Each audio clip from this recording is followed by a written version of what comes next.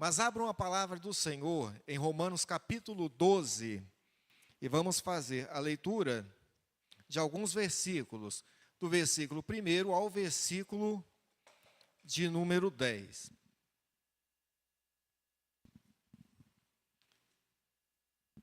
Eu vou fazer a leitura, a minha Bíblia é a Nova Versão Transformadora, e vocês podem acompanhar na versão que está lá no telão, porque vocês vão entender, vão verificar algumas diferenças, mas de interpretação não, somente da mensagem, tá? Da forma de leitura.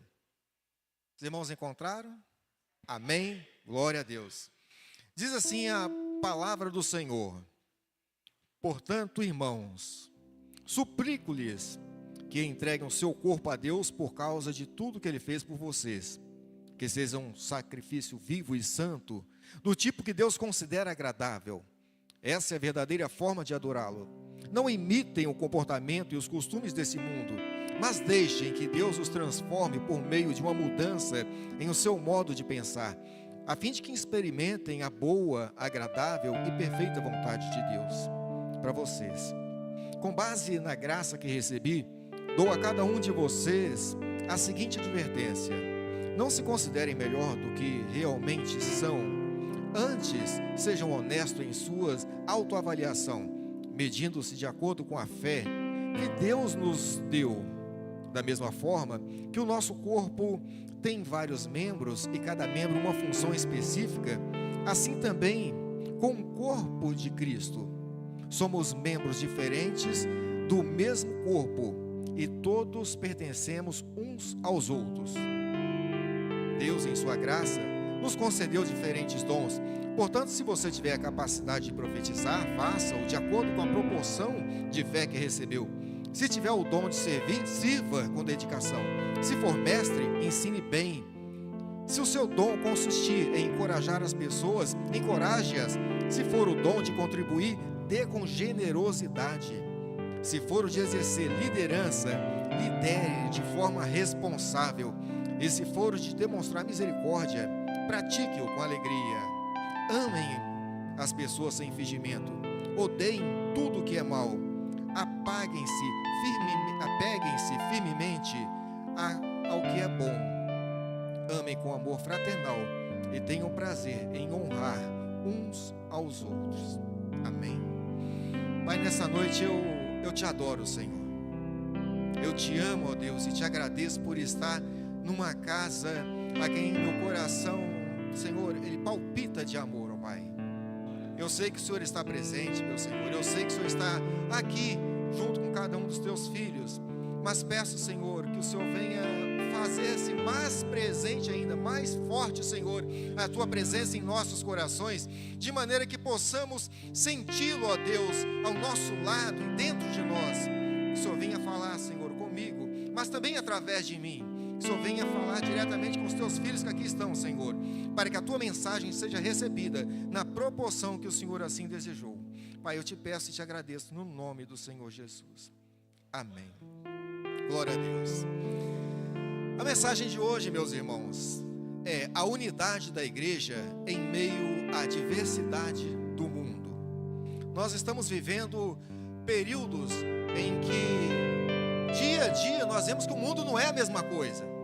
São coisas diferentes a cada dia que encontramos, pessoas uma diferente das outras. Existem diversidade na política, existem diversidade nos costumes, diversidade na sociedade. E por incrível que pareça, algumas dessas diversidades estão acontecendo dentro da igreja. Por isso nós vamos tratar desse assunto nessa noite. O apóstolo Paulo escreveu aos Romanos, e dentre os temas que ele trouxe para abordar aos irmãos que estavam em Roma, ele tratou dessa união, da unidade da igreja. Qual era então, vamos falar aqui sobre o contexto histórico naquela época. Eu não tenho jeito, eu não consigo pregar sem ensinar um pouquinho. O pastor sumiu daqui, foi arrebatado não, né? Ah, passou para o lado de cá? Amém, Jesus, fiquei aqui preocupado agora. Misericórdia. Mas então, o som aqui. Os irmãos podem acompanhar o som, porque minha voz falhou. Ah, tá. Amém, glória a Deus. Qual era o contexto, então, da igreja em Roma? Os irmãos devem se atentar para esses detalhes, porque é importante para a gente entender a palavra de Deus, observar todos os contextos, para que não fiquemos fora. Os irmãos tá ouvindo bem?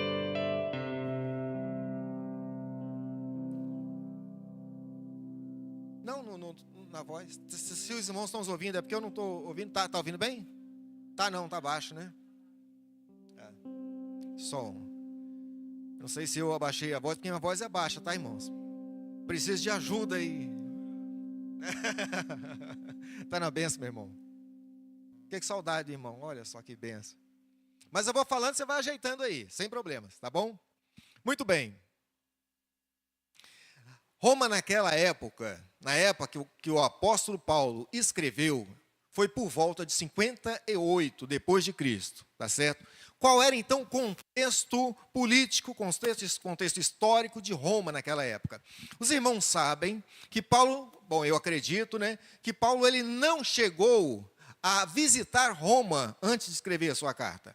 Na verdade, a visita do apóstolo Paulo a Roma se deu já no final da sua jornada como missionário, vamos dizer assim, como apóstolo, como divulgador da palavra de Deus. Tá certo? Agora está certo o som, né? Então está na benção então. Muito bem. Mas qual era o contexto então, naquele momento? Os irmãos sabem que Roma vivia uma vida entre que os governantes, eles eram meio loucos. Na época do apóstolo Paulo, nós tínhamos alguns imperadores, por exemplo. Você sabe quem era o imperador de Roma na época do apóstolo Paulo? Vocês já ouviram falar em Nero? Pois era ele, aquela bendita pessoa. Os cristãos, por enquanto, não tinham sido perseguidos como deveriam, ou seja, como eles passaram a ser perseguidos depois. Na verdade, a perseguição realmente começou depois de 64 depois de Cristo, porque foi no período em que Roma pegou fogo e Nero acusou os cristãos de que essa tinha sido uma situação causada pelos cristãos. Muito bem.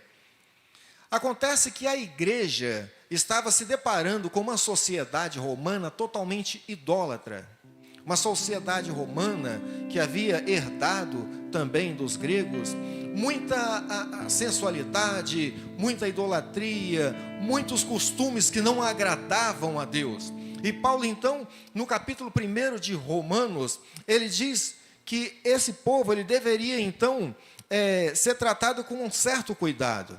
Olha só o que a Bíblia menciona em 1 Romanos. Eu vou ler aqui para os irmãos, na minha Bíblia, e os irmãos vão entender um pouco. Romanos, capítulo 1. E Deus fala assim no versículo 10. Assim Deus mostra do céu a ira contra todos os que são pecadores e perversos. Por sua maldade impedem que a verdade seja conhecida. Sabem a verdade a respeito de Deus porque Ele tornou evidente, por meio de tudo que fez desde a criação do mundo. Podem receber claramente os atributos invisíveis pelo seu eterno poder e sua natureza divina. Portanto, eles são indesculpáveis. E ele diz que esse povo conhecia Deus, mas não dava graças e não dava glória a Deus. O povo que habitava em Roma, eles eram, a Bíblia de acordo diz com o apóstolo Paulo, que eles eram indesculpáveis. Outras tradições dizem que eles eram inexcusáveis. Nós temos então uma situação aqui da igreja. A igreja estava em Roma, que era uma das maiores cidades do mundo antigo, tá certo? E eles tinham então um grande problema na sua frente. Qual era o grande problema que a igreja tinha? Eles viviam em meio a uma grande disputa política. Os irmãos não tinham segurança. Outro problema, viviam em grande meio à idolatria. Muitas situações. Junto com esses problemas, a igreja tinha também uma grande oportunidade. Já que você está no meio de um grande grupo de pessoas que não têm a Deus, a oportunidade que eles tinham de levar a palavra de Deus. Os irmãos de Roma, nós não sabemos exatamente qual foi, vamos dizer, quem foram os discípulos ou apóstolos que levaram a palavra. Mas sabemos que eles chegaram a conhecer, agora deu uma altura bacana, mas sabemos que sabemos que eles chegaram a conhecer a palavra de Deus antes mesmo do apóstolo Paulo chegar até eles. E Paulo teve a ousadia, porque Paulo já era conhecido naquela época, de levar uma palavra de coragem, uma palavra de fé. E Paulo observou naqueles irmãos em Roma que eles tinham algumas características.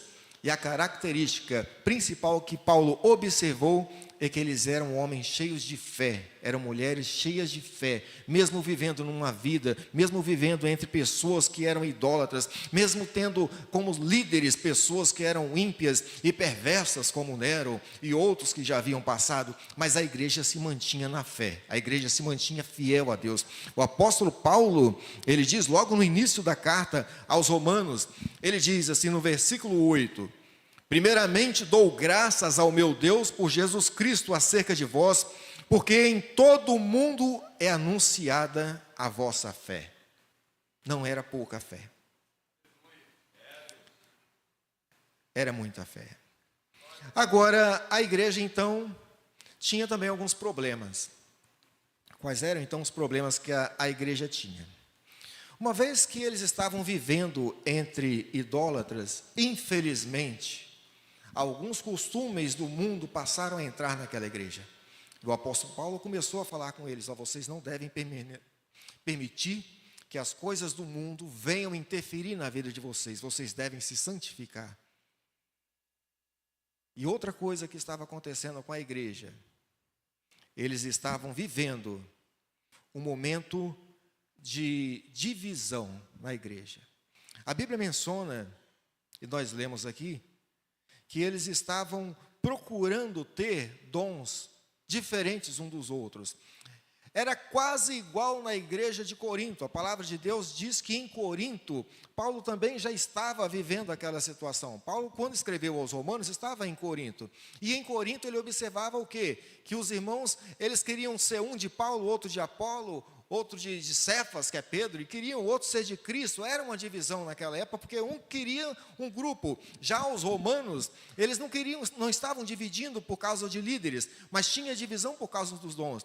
Eu quero ter o dom espiritual, de sabedoria. Não, eu quero ter o dom de mistério, eu quero ter um dom de cura, eu quero ter um outro tipo de dons. E Paulo então menciona na palavra de Deus, e quando foi o versículo que nós lemos, e ele disse a respeito da unidade: irmãos, vou ler novamente, ele diz: irmãos, o corpo humano não é formado por um só membro, mas por muitos. Se o pé dissesse, não sou mão, por isso não pertenço ao corpo, não deixaria de fazer parte do corpo por causa disso? E se a orelha dissesse, não sou olho, e por isso não pertenço ao corpo, não deixaria de fazer parte do corpo por causa disso? Paulo exortou então os irmãos dizendo: vocês não devem querer ser mais do que vocês imaginam ser. Irmãos, nós temos um propósito, assim como a igreja tem um propósito. O propósito da igreja é levar a palavra de Deus. O nosso propósito deve estar alinhado ao propósito de Deus. Nós não podemos ser além daquilo que Deus preparou para nós. Se o apóstolo Paulo quisesse ter os dons, por exemplo, de Apolo, ele não teria, eles saíam juntos. E a Bíblia menciona que todas as viagens missionárias que ele fazia, ele dizia: o Apolo é aquele que prega melhor, eu, porém, eu escrevo melhor. Ele sabia disso, ele não queria jamais pregar igual a Apolo. Apolo era eloquente, Paulo não, ele era mais comedido, mas na palavra Paulo escrevia, Paulo falava, na verdade outros escreviam para ele. Irmãos, cada um de vocês possui um propósito diante de Deus. Qual é o seu propósito? Você já observou que se você ficar olhando para o que as outras pessoas estão falando de você, você não vai conseguir alcançar o seu propósito, porque você estará medindo o seu propósito com base naquilo que a pessoa tem. O seu dom, meu irmão, é seu. O dom do seu irmão é do seu irmão.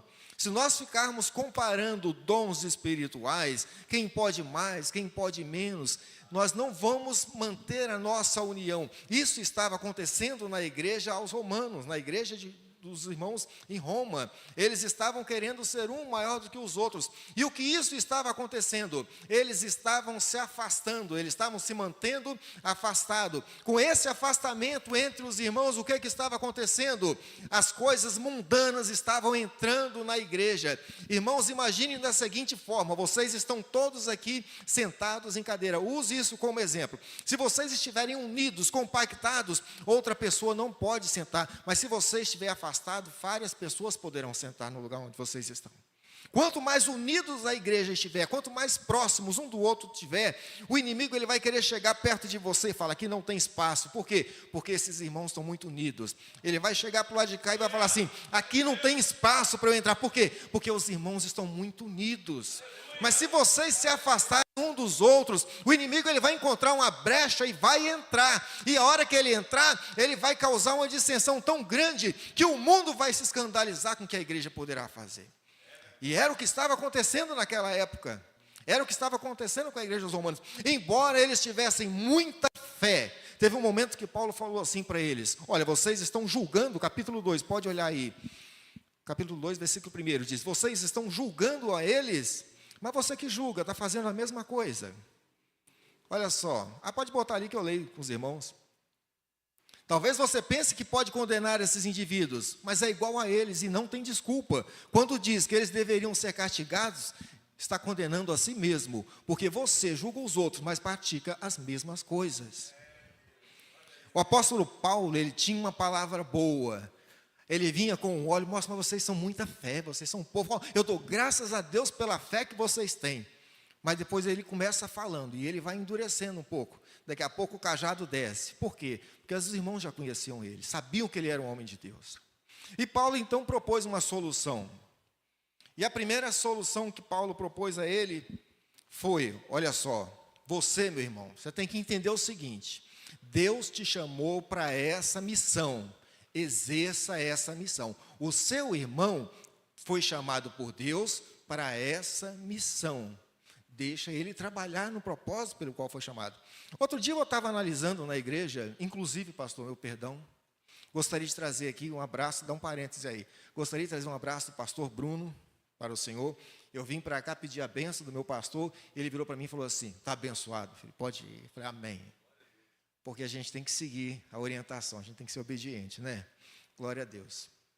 Continuando então. E eu perdi o caminho agora. O apóstolo Paulo, deixa eu voltar aqui, meu lembrete. Sobre a união, muito bem. Paulo falou o seguinte: eu tenho que trazer uma resposta sobre o problema. Os dons, sobre os dons. E aí eu estava lembrando que lá na minha igreja, tem uns irmãos que eles são diáconos.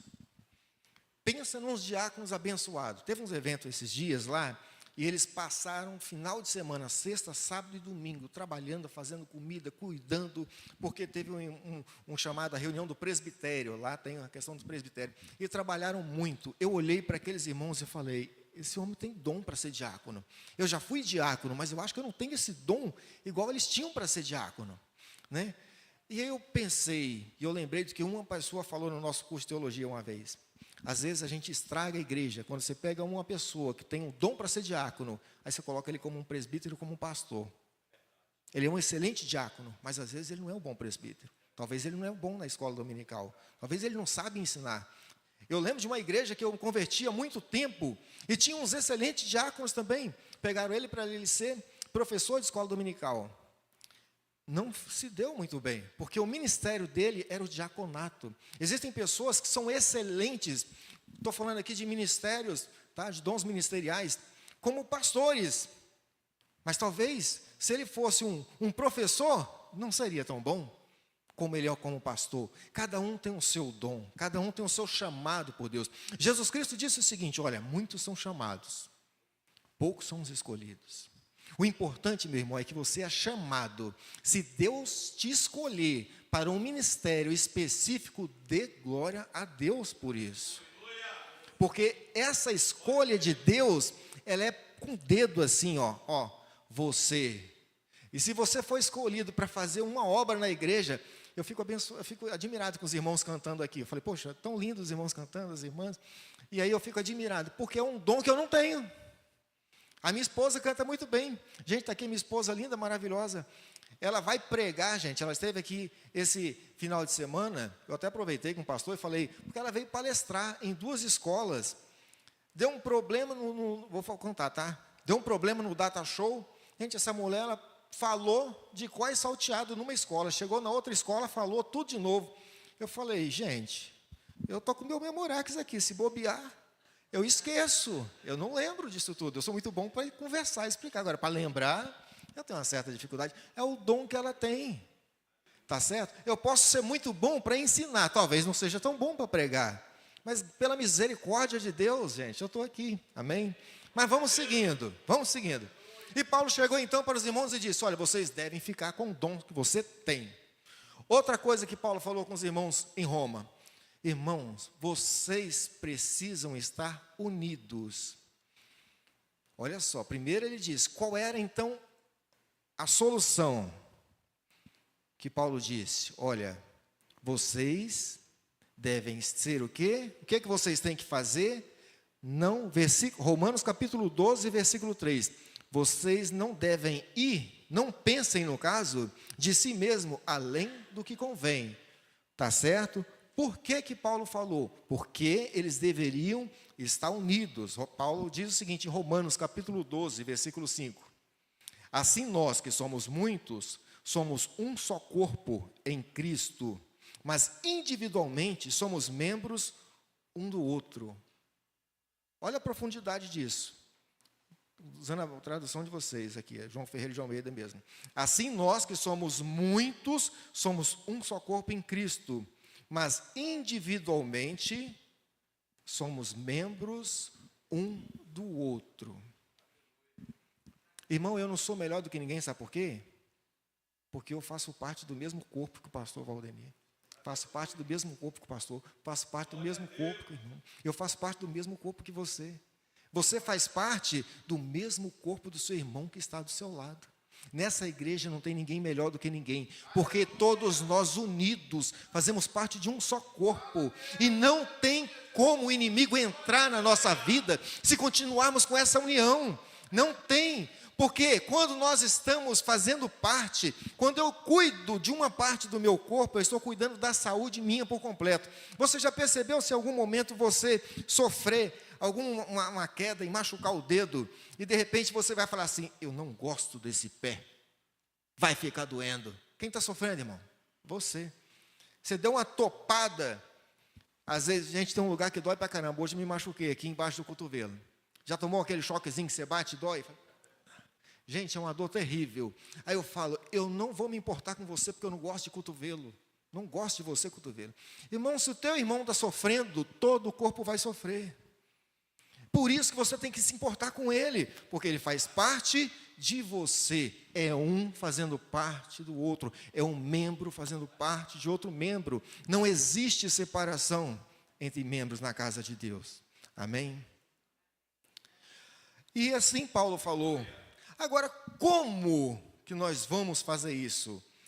Poderiam ter perguntado. Romanos capítulo 12, versículo 10. Põe ali, por gentileza, que os irmãos vão ler. Amai-vos cordialmente uns aos outros, com amor fraternal. Olha, agora, preferindo-vos em honra uns aos outros. Irmão, eu não sou melhor do que você, mas eu cedo a minha honra para você. Você tem mais honra do que eu. Você tem mais honra do que eu. Isso que Paulo está falando. Eu tenho que te amar de uma forma que eu olhe para você e falo, você é mais importante do que eu. Eu fiquei agradecido. Quando o irmão me cedeu a água, amém. Quem foi que colocou aqui? Vai bênção para a sua vida, está escrito na Bíblia. Ele é mais importante do que eu. Se ele não tivesse colocado água para mim, irmão, eu não estava falando aqui com vocês igual. Viu a diferença da voz, como é que melhorou? Ele é mais importante do que eu. Irmão, se você considerar o seu irmão tão bom quanto você, ou melhor do que você, pensa que bênção não seria essa igreja? Porque é assim que Jesus quer. É isso que Jesus quer na nossa vida. Agora vamos trazer para a nossa igreja hoje. Até agora eu falei da igreja de Roma. E Paulo escreveu, foram 16 capítulos no livro de Romanos, escreveu para os romanos. Na nossa igreja hoje, será que o mundo está vivendo um momento político conturbado? Será que está vivendo?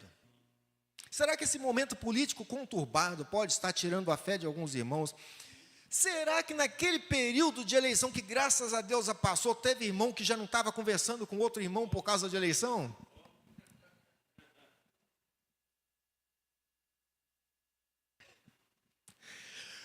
Será que estava tendo algum problema assim? Gente, na nossa igreja, eu vou contar tinha irmão que o pastor chegou e falou assim, gente, vocês vão parar com esse negócio de política aqui, senão daqui a pouco vai ter irmão que vai estar indo embora. A gente não estava conversando direito.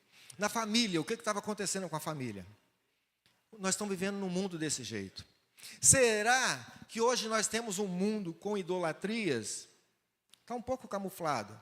Mas quem são os idólatras? Quando a gente olha para eles e fala, vocês estão adorando um pedaço de barro.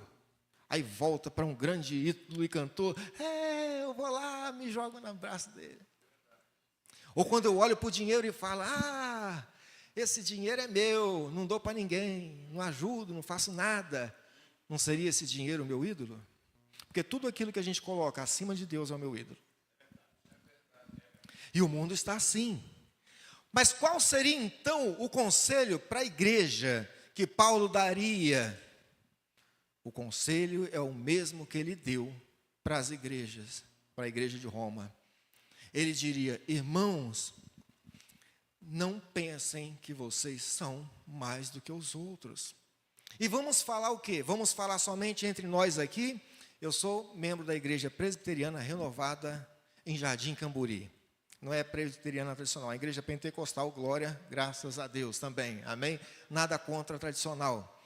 Mas eu vou poder dizer que por ser uma igreja presbiteriana renovada, canela de fogo, eu sou melhor do que a igreja presbiteriana tradicional? Eu falo isso porque eu conheço a doutrina da igreja aqui, mas vocês acreditam que tem igreja que é assim? Será que as igrejas não estão se dividindo? Será que o corpo de Cristo, quando eu falo corpo de Cristo, é o corpo universal de Cristo, porque Jesus Cristo não vem buscar somente a igreja de Madureira. Amém que ele leve a igreja de Madureira, amém que ele leve a igreja presbiteriana renovada, mas ele vai levar outras igrejas, irmãos. O problema é que está havendo já divisões dentro das igrejas. Enquanto eu fazia preparação para esse tema, eu fui pesquisar sobre as divisões nas igrejas. Das igrejas com mais de 100 mil habitantes, vocês sabiam que no Brasil nós temos 28 denominações? Entre elas a Assembleia de Deus, entre elas nós temos a Adventista, Presbiteriana Renovada, nós temos outras igrejas com mais de 100 mil membros. Tudo bem, mas e essas igrejas pequenininhas que têm? As grandes, tudo bem. Durante as pesquisas, existe uma separação, são as chamadas igrejas missionárias, aquelas igrejas mais tradicionais que vieram antes. Depois vieram as igrejas pentecostais, depois vieram as neopentecostais, e agora tem umas igrejas que não se sabe mais do que são, porque tem tanta igreja. Essas igrejas, você sabe quantas tem? De CNPJ, mais de 30 mil nomes de congregações, de igreja diferente. Não seria essa separação toda, porque um chegou para o outro e falou assim, eu não sou igual a você, eu sou melhor, e vou sair, vou fazer, não estou dizendo que todas são assim, tá? Mas será que não está acontecendo isso no meio do povo de Deus? Será que essa divisão não faz com que o inimigo entre em algumas e comece a fazer certa arruaça que os irmãos já devem ter percebido em alguns locais? Será que as forças do mal não estão aproveitando essa separação e impedindo a obra de Deus através da missão específica da igreja, que é levar a palavra de Deus? Às vezes a gente chega em bairro lá em Vitória, e eu já fiz isso, saindo com a viatura do corpo de bombeiro, eu passo na esquina, igreja tal. Falei, bacana, aqui está precisando de igreja, eu passo na outra igreja, esquina, igreja tal. Falei, mas aqui está uma... Aí outro dia eu passei em frente a uma igreja, olhei para um lado, igreja tal, virei para o outro, igreja tal. Eu falei, bom, esse bairro aqui deve ser um bairro bom, abençoado. Não era. Mas eu não sei por que isso acontece. Mas tudo bem, o importante, teve um certo político que falou uma certa vez, eu prefiro que tenha várias igrejas em cada esquina do que ter vários bares em cada esquina. Mas quando nós estamos dividindo por contenda, isso pode gerar problema. Qual é a mensagem de Paulo para nós hoje? Irmãos, não pense que vocês são melhor do que os outros. Mantenham-se unidos. Tem uma passagem de Paulo que ele diz o seguinte, que não devemos agir como muitos que procuram se afastar, deixando de congregar. Congreguem, irmãos. O mundo hoje, ele está querendo incutir, colocar na nossa cabeça que nós não precisamos congregar. O mundo está dizendo que você não precisa vir para a igreja, porque está sendo transmitido todo o culto e você pode passar a assistir o culto de casa. O mundo está dizendo que porque Jesus Cristo disse que você poderia orar e buscar a Ele em qualquer lugar, você não precisa reunir. Mas quando você deixa de reunir, daqui a pouco você está deixando de tomar a ceia. Você está deixando de participar do corpo de Cristo. Você está deixando que o Espírito Santo haja na sua vida. Você está deixando que as coisas comecem a acontecer na sua vida, porque você não está junto, unido com o seu irmão. E você não sabe o problema dele, ele não sabe do seu problema. E quando o problema chegar, você estará sozinho. É isso que o inimigo quer que aconteça. Por quê? Porque quando isso acontecer, vai se cumprir o que está escrito na Bíblia, e o amor de muitos esfriará.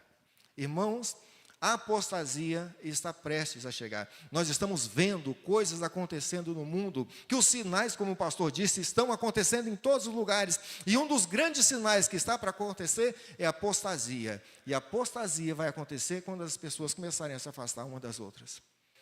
É muito dito nas igrejas que o carvão, quando ele não está, a brasa afastada, ela se apaga, mas junta, pega fogo com gosto, né, pastor?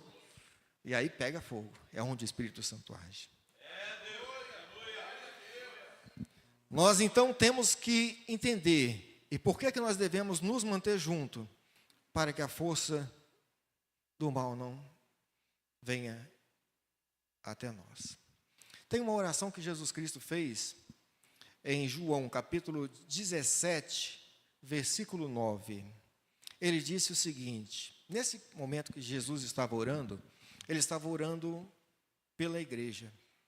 Ele não estava orando por si, ele estava orando pela igreja. Ele orou várias coisas, ele disse, Pai, eu não oro, olha só, tem uma parte que ele disse assim, Pai, eu não oro pelos do mundo, mas eu oro pelos que são seu, que tu me destes. Olha lá, ó. Eu rogo por eles, não rogo pelos do mundo, mas por aquele que me deste, porque são teus. Irmão, você sabe de quem você é? Você é de Jesus. Você não é do mundo. Aqueles que estão no mundo, Jesus Cristo disse, Pai, eu não estou orando por eles, eu estou orando por você. Irmãos, pense só, você ser objeto de oração de Jesus Cristo, você alguma vez imaginou que Jesus Cristo iria orar pela sua vida?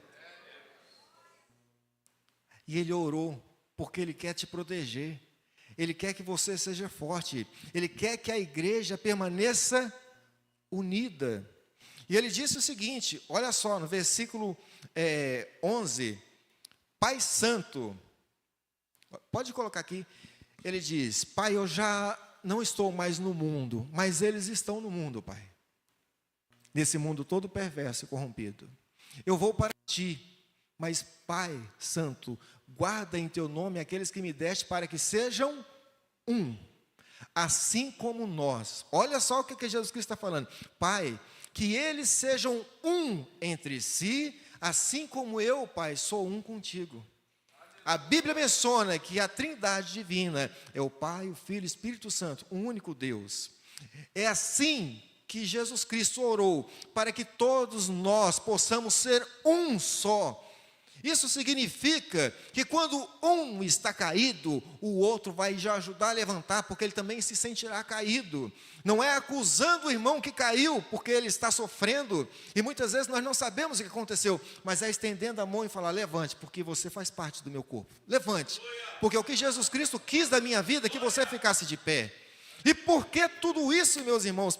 Porque se eu estiver sem um pedaço da minha perna, eu não consigo caminhar direito. A igreja não caminhará se estiver faltando membros. A igreja não caminhará se estiver com deficiência física ou uma deficiência espiritual. A igreja não cumprirá a promessa de Cristo. A igreja não cumprirá a missão de Cristo se nós estivermos simplesmente preocupados com uma individualidade. Imagine a igreja de Cristo levando o evangelho assim, pulando. Não vai, gente. Agora, se você estiver fortalecido com a saúde espiritual, com a sua saúde física, a igreja estará correndo para os braços do Eterno Pai, estará levando a palavra, porque essa é a missão da igreja.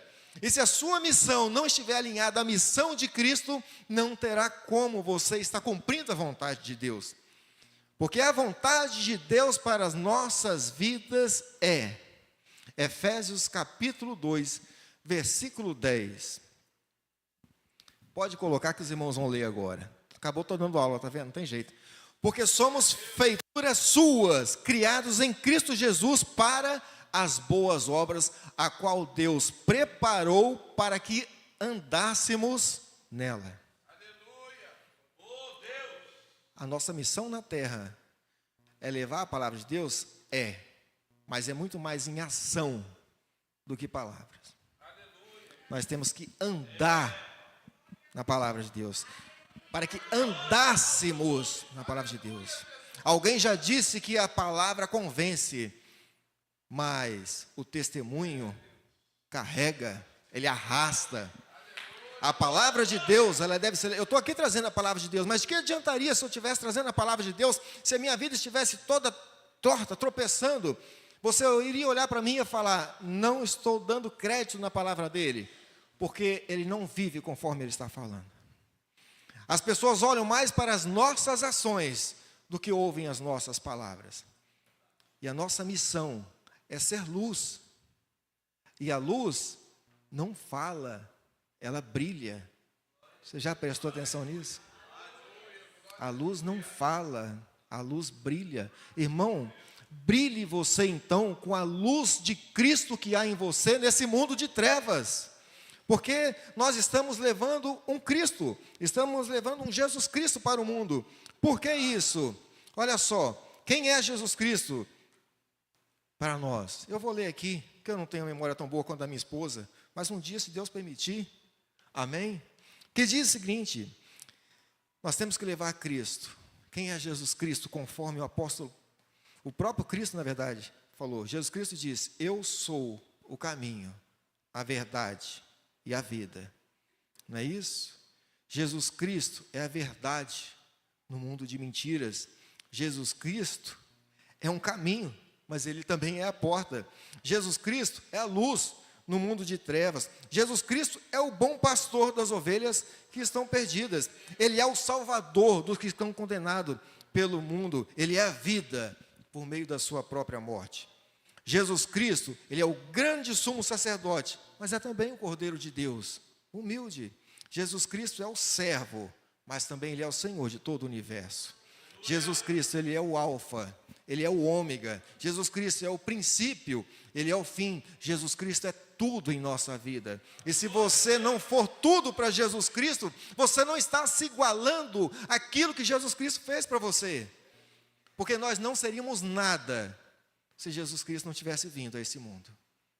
Porque enquanto estamos aqui, enquanto temos fôlego, enquanto vivemos, somos para a honra. Porque a Bíblia diz que por Ele e para Ele nós existimos. Irmãos, eu fico feliz por estar numa igreja que entende a palavra do eterno Deus. Eu fico feliz por estar numa igreja que se mantém unida. E eu fico feliz quando eu olho para os irmãos e vejo a glória de Deus refletida através de vocês. Que possamos levar essa palavra de fé, conforme Paulo disse à igreja aos romanos: vocês têm fé, mas que possamos também ser unidos, não usarmos de forma desalinhada, desordenada, mas que possamos cumprir a missão. Eu acho muito bonito esse versículo. Permanecer em Jerusalém, em outras passagens, ficar em Jerusalém, Samaria, Judeia, e depois até os confins da terra. Irmãos, que Deus esteja na vida de vocês E eu gostaria de convidar os irmãos, nesse momento, se o pastor permitir, para a gente orar. Amém? Irmãos, vamos orar para finalizar, mas eu gostaria de apresentar aqui. Depois, irmãos, os irmãos que são meus alunos de teologia, tem uma lembrança, tá? Esse é um livro, parte do que eu falei aqui hoje sobre propósito, sobre missão, visão, está nesse livro, As 7 Chaves Espirituais para o Sucesso. Eu não posso dizer que estou fazendo o lançamento aqui, porque eu já fiz o lançamento na minha igreja. Mas esse livro, de acordo com as palavras do pastor, é muito bom.